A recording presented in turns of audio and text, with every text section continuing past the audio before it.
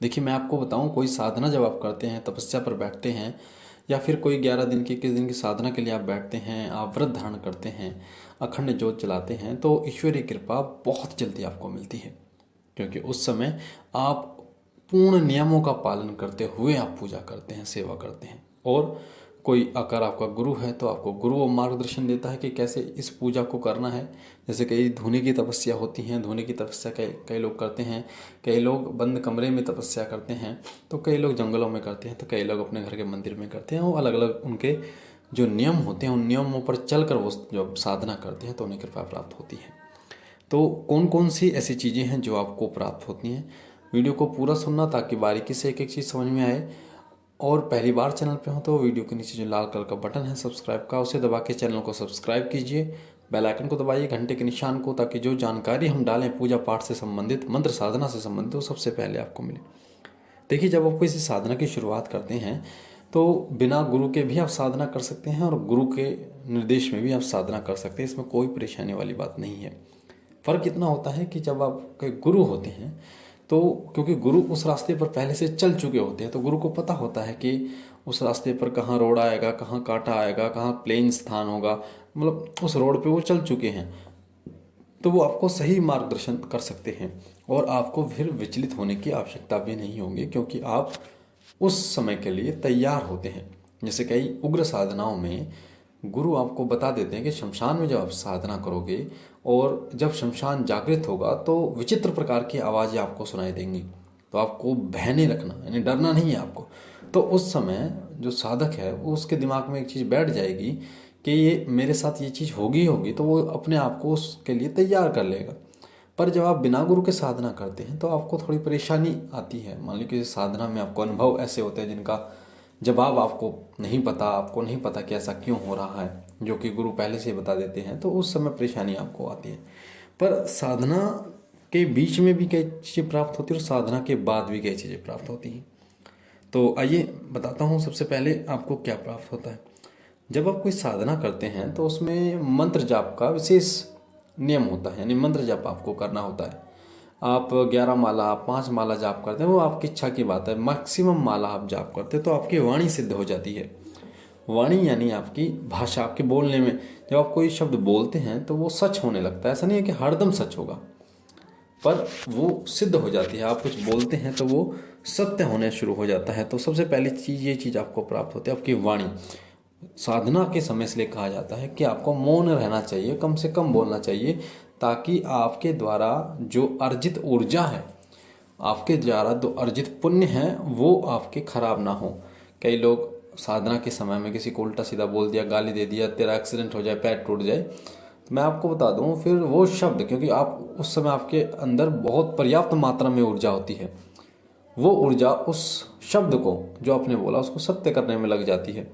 वो किसी न किसी प्रकार से उसके साथ वो हो जाता है जो आपने उसे बोला, बहाना चाहे कोई भी हो। तो उस समय पर आपको साधना के समय पर बहुत सावधानी रखनी होती है। आपको किसी को गलत नहीं बोलना, गुस्से में आपको नहीं आना होता, तो पहले ही आपकी वाणी सिद्ध हो जाती है। दूसरे जो चीज़ आपको प्राप्त होती है वो होती है नकारात्मक शक्तियों का पूर्ण यानी पूर्व आभास होना शुरू हो जाता है। आप कहीं जा रहे हैं, चाहे आप किसी मंदिर में जा रहे हैं, किसी सुनसान जगह पर जा रहे हैं, किसी चौराहे पर जा रहे हैं, कहीं पर भी, अगर वहाँ पर कोई नकारात्मक शक्ति है, कोई प्रेत है, कोई भूत बेताल है, कोई यक्षिणी, तो वहाँ आपको पहले से ही पूर्वाभास हो जाता है कि यहाँ पर कोई ना कोई नकारात्मक शक्ति जरूर है, और फिर आप सावधान हो जाते हैं। तीसरी चीज़ जो आपको प्राप्त होती है वो होती है कि कुछ ऐसी घटनाएं जो घटित होने वाली होती हैं उनका आपको पहले से आभास हो जाता है। जैसे कई लोग कहते हैं, जो साधक होते हैं, कि जब कुछ घटित हो जाता है, किसी की मृत्यु हो जा रही है, कोई एक्सीडेंट हो जा रही है, ये तो मुझे पता था कि ऐसा होगा, मैंने इससे मना किया था कि ऐसा ना करें। तो वो इसलिए होता है क्योंकि उनको पता चल जाता है, पर जैसे कोई चीज़ धुंधली दिख रही है पर उस पर पूर्ण विश्वास नहीं कर सकते आप। पर जब वो साफ दिखने लगती है तो आप पूरे आत्म निर्भरता के साथ ये बोल सकते हैं कि वही चीज़ है, आत्मविश्वास के साथ आप बोल पाते हैं। उसी प्रकार से जब आपको पूरा पूर्वाभास होता है तो आप, ये लगता तो ज़रूर है कि हाँ ये चीज़ें हैं, पर आपको पूर्ण रूप से ये नहीं पता होता कि जो होने वाला है, जो मुझे दिखाई दे रहा है वही होगा। तो पूर्ण आभास आपको होना शुरू हो जाता है। तीसरी चीज़ जो आपको प्राप्त होती है वो है आकर्षण। एक ऐसा आकर्षण आपके प्रति होता है लोगों का कि आप ये पहचान नहीं सकते, पहले ऐसा नहीं था पर अब ऐसा क्यों हो गया है। आपके बोलचाल में बदलाव आना शुरू हो जाता है, आपकी बातों का प्रभाव सामने वाले व्यक्ति के ऊपर इतना पड़ता है कि वो आपकी बातों को मानना शुरू कर देता है, आपकी तरफ वो आकर्षित होना शुरू कर देता है। अगला जो चीज़ आपको प्राप्त होती है वो होती है कि आपके मस्तिष्क में, दिमाग में सकारात्मक विचार आने शुरू हो जाते हैं। कई लोगों को आपने देखा होगा, उनका दिमाग में इतने नकारात्मक विचार होते हैं कि वो लोग आत्महत्या तक कर लेते हैं। और नकारात्मक विचार ऐसे होते हैं जो आपकी पूरी ज़िंदगी को बर्बाद कर सकते हैं। जब किसी व्यक्ति को नकारात्मक विचार इतने प्रभावशाली हो जाते हैं तो उससे गलत कार्य कराते हैं, जैसे बलात्कार है, चोरी है, चकारी है, किसी का खून है, और भी बहुत सारे कार्य कराते हैं जो कि गैर कानूनी होते हैं। पर जब सकारात्मक आपका दिमाग होता है तो आप अच्छे कार्य करते हैं जो कि आपको मंत्र जाप यानी साधना के दौरान प्राप्त होते हैं। अगली चीज़ जो प्राप्त होती है वो होती है आर्थिक उन्नति। आपको प्राप्त होती है साधना करने के बाद। पैसे से संबंधित समस्याएं आपकी धीरे धीरे खत्म होनी शुरू हो जाती हैं। कई लोगों का अनुभव मेरे पास आया है कि साधना के बाद, भगवान शिव की साधना जो मैंने डाल रखी थी उन्होंने की, तो उनका कर्ज जो है वो मात्र 2.5 से 3 महीने में उनका कर्ज, लाखों रुपए जो कर्ज था वो उनका चुकता हो गया। तो ये क्या होता है जब आप साधना करते हैं। अगली चीज़ जो प्राप्त होती है वो होती है कि आपको अन्य शक्तियों यानी अन्य देवी देवताओं की कृपा भी आपको प्राप्त होती है। तो इसलिए एक शक्ति को अगर आप प्रसन्न कर लेते तो अन्य शक्तियों की कृपा आपको स्वयं प्राप्त हो जाती है। जिस प्रकार से मनुष्य मनुष्य को खींचता है, उसी प्रकार भूत जैसे भूत को खींचता है, उसी प्रकार से देवता देवता को खींचता है, सकारात्मक शक्तियाँ सकारात्मक शक्ति को खींचती हैं। अगली चीज़ आपको प्राप्त होती है वो होती है सपने में दर्शन। आपको आपके इष्ट देव के दर्शन होने शुरू हो जाते हैं, और कई बार तो आपको ऐसे अद्भुत दर्शन होते हैं जो कि हर किसी को नहीं होते। उनके मंदिर आपको दिखने शुरू हो जाते हैं, सिद्धपीठ स्थान उनको दिखने शुरू हो जाते हैं। तो कई बार आपकी बात भी आपके इष्ट देव से स्वप्न के माध्यम से होती है। और जो लास्ट चीज़ आपको प्राप्त होती है वो है आत्मिक बल।